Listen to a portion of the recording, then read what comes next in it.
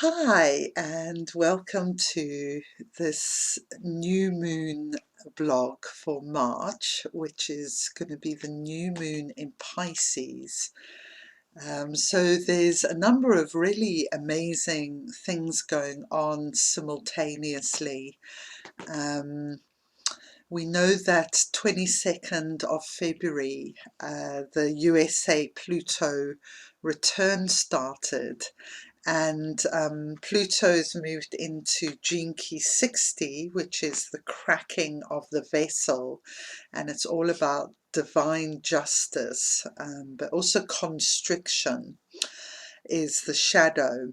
So it's very interesting that that is the day that Russia invaded Ukraine, and trying to look into the bigger patterns of what that conflict might be about, once you've kind of gone past the surface of what it's about.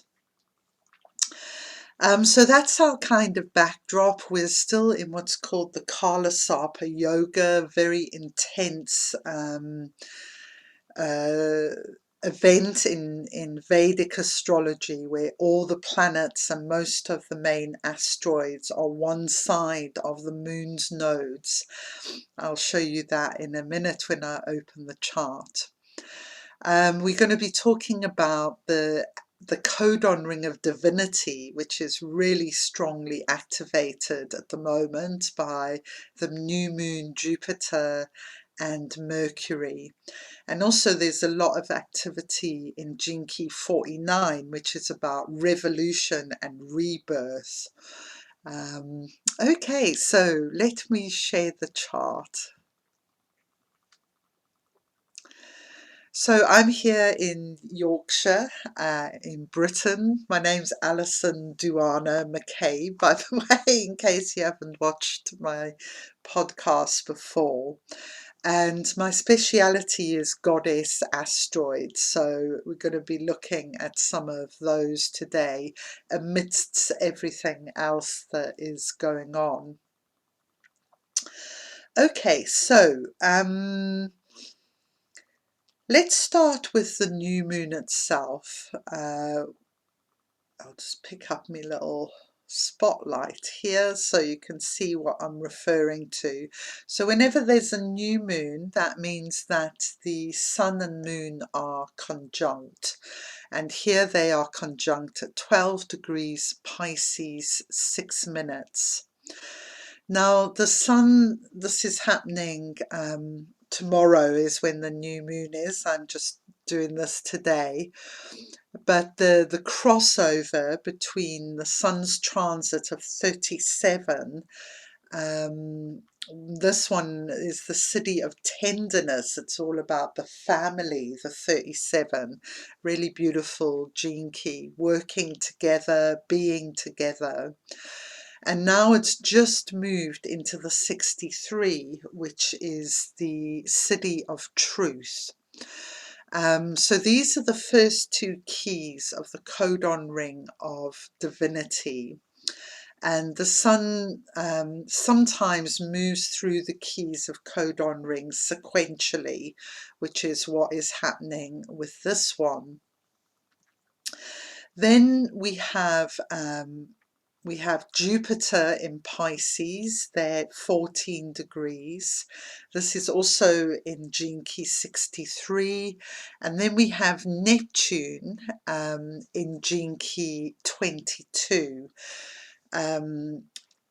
So 22 is also part of this codon ring with the city of grace.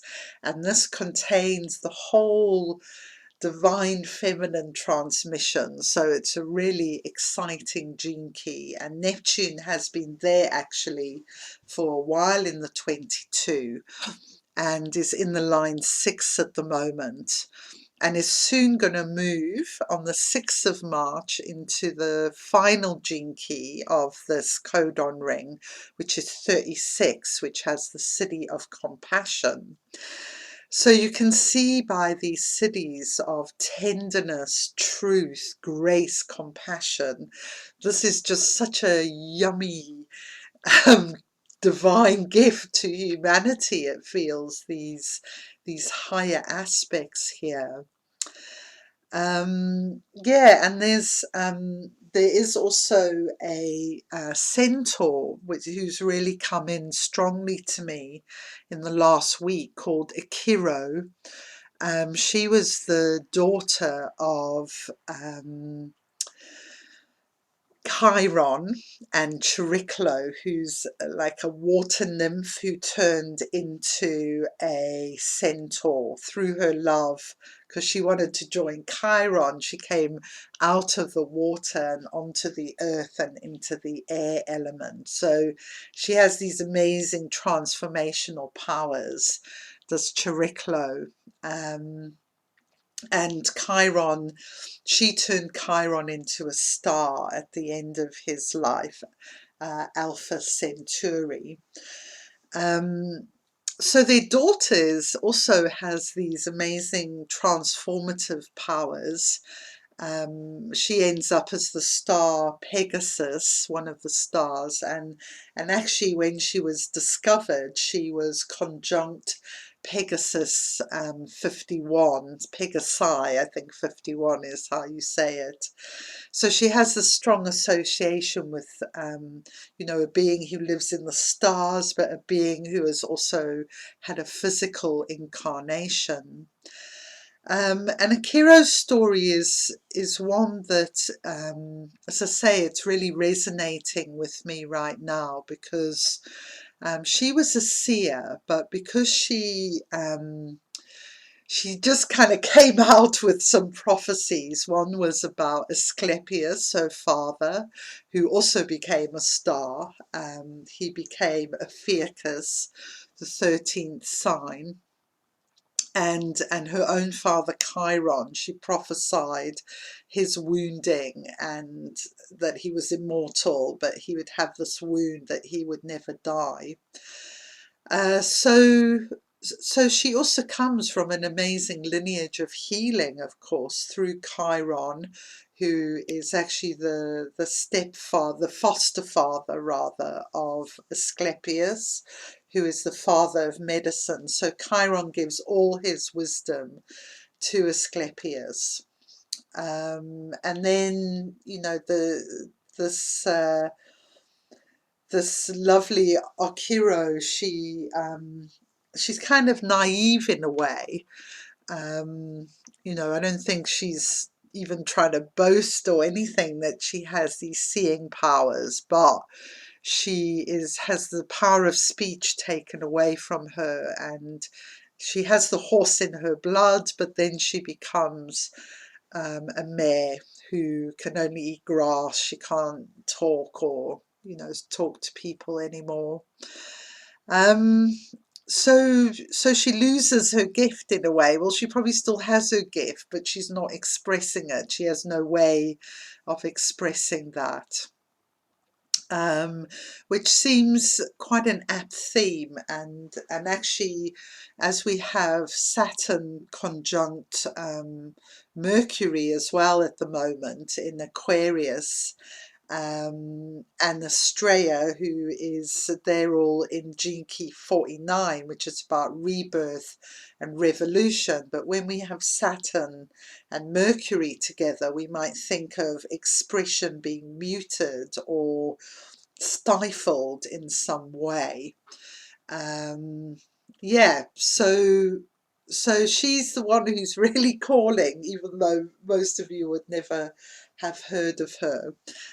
You can look her up on Tarako.io. You can get a free chart on there which has Akiro, along with many other bodies you might be interested in. So yes, so she's there with Neptune, and the Jupiter and Neptune are really exalted in the sign of Pisces. So this is a time that potentially is very expansive for the imagination and for visioning. But at the same time, that energy could also lead to entrapment and illusions. So we should be really careful, actually, about what we believe right now, you know, test things out. And try them out. Don't just listen to the media and take everything in. Maybe listen to your own body, your own wisdom about what you feel the inner truth is, because this is also a time through Jupiter that we can access the city of truth. And one of the things Richard Rudd talks about, this gene key, is that you know, truth is relative, so everyone has their own truth, but there's also this bigger kind of collective truth of what's happening at the moment in our world with all the conflicts going on. So maybe not to just accept things at face value, but to question deeper, you know, the reality of what's happening. Okay, so just to talk a bit about Venus and Mars have been traveling together for a long time. This is one of the longest transits I've ever witnessed. So they're also they've come into Gene Key 60 at the moment, which is, you can see Mars there is exactly conjunct Pluto. So this could be a lot of violent energy. You know, perhaps the nuclear threat is going to go up.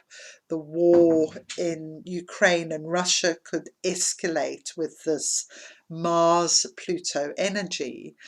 But there we have Venus and Vesta coming up behind them, and they're also in the 60.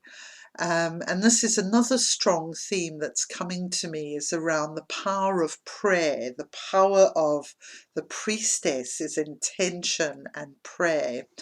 And this is what I'm sort of feeling really guided into at the moment. Okay, so I mentioned the Kala Sarpa Yoga, so just to point out what that means is that you can see the moon's nodes here. 26 Scorpio is the south node, 26 Taurus is the north node. This is the 14-8 axis that's pushing us out of mediocrity and compromise into our true creative selves, our blossoming. But you can see all the planets on one side there, and this is causing a lot of like intense pressure. It's like a boil bursting. And then if we think of Pluto and Mars in the cracking of the vessel, okay, well, this is when they're in the kiln and the bloomin' thing like explodes because of the heat. This is like the pinnacle, if you like, of the intensity, and as we waver here on the edge of war, you know, it feels that the Venus Vesta energy is what's going to save the day, if you like. And sort of tuning into that, I've been reminded of how in Britain in the Second World War, Dion Fortune's perhaps the most well-known priestess of these isles anyway. She wrote The Sea Priestess, you might have heard of, and her and a group were based in Glastonbury around Second World War, where they held many prayers and rituals to keep the British Isles safe, and actually it was never invaded. I'm not saying that that was definitely the thing, but it feels like, you know, the power of prayer right now is what could make the difference between peace and war. And the power of intention. You know, Vesta, even if you're not a spiritual person, Vesta is about using the power of intention. She is very focused and very determined. Okay, so that's a bit of a roundup of the new moon. And I mentioned that the Vesta prayer thing has been very strong for me. And what came to me is around doing a daily practice. I'll stop sharing the screen. Of the mudras, these are the gene key mudras that run through the sequence of the 37 tenderness, the 63 truth, the 22 grace, and the 36 compassion. And just practicing this, it's just the most lovely feelings this evokes in your body. And I love the mudras because they feel like a real, just a direct way to embody the energy and awaken the highest frequency. You know, it's like, don't think about it, just do the mudra, and then you're going to get your own personal story about what that gene key means to you as well. So I'm going to be doing this on the platform where I do weekly astrology calls following the passage of Venus, but also periodically, and there's one starting tomorrow at the new moon until the next full moon, be doing this mudra sequence. It's going to be at 8:30 p.m. UK time, which is 12:30 Pacific time. There is also a practice video for people who want to do it at a separate time. Yeah, so as I say, there's a lot of brilliant things going on Soul Tribe with myself, but there's some really other amazing yogis and healers on that platform. And the subscription is $29.99 a month, which is just such an amazing amount for everything you will receive, the bounteousness that you will receive on that platform. So I'll put the link at the bottom of the YouTube video, and if you feel called, if you feel like, yes, I want to follow Venus, I want to get into these daily practices, the power of prayer is what is calling me. I feel like this priestess archetype is who I am. The seer, this oracle, all these kind of things that go together. You know, come along and join this wonderful band of warrior women as we make this epic journey together. So namaste, thank you. Also to say I do offer readings, one-to-one goddess asteroid readings, and I'm a Gene Keys guide as well. So I offer Gene Key profile readings. So I'll put my email there and you can get in touch if you're interested in a reading. Lots of love. Take care. Bye.